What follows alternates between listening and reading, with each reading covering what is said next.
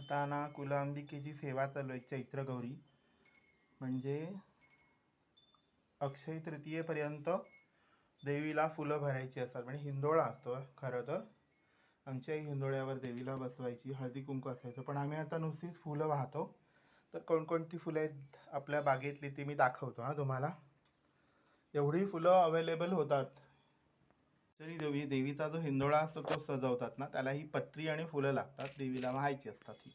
तर ते कोणतं आहे? हा मदनबाण आहे, पारिजात आहे, मल्लिगे आहे, बकुळ म्हणजे ओवळीची फुलं ही, जया, तगर आहे, हा गुंडू मोगरा म्हणजे मल्लिगे, गुंडू मल्लिगे, आणि हा पण मदनबाण आहे, ही तगर आहे, ही पण तगर आहे, ह्याला नंदीवर्धनम पण म्हणतात.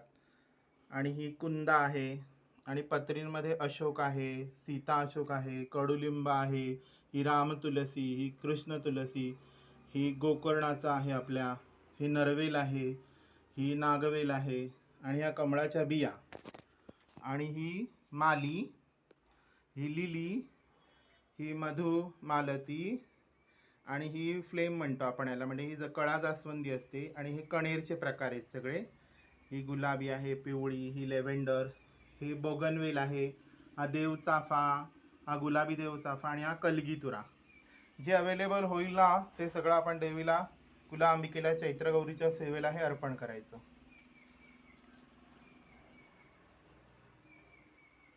ही वेगवेगळी फळं येतात ना, म्हणजे काजूची बोंड, कैऱ्या, जांभळं, जाम, नीरफणस वगैरे, ह्या सगळे ह्या चैत्र पालवीला आणि त्या फुलं आणि फळांनी तो देवीचा पाळणा सजवायचा असतो.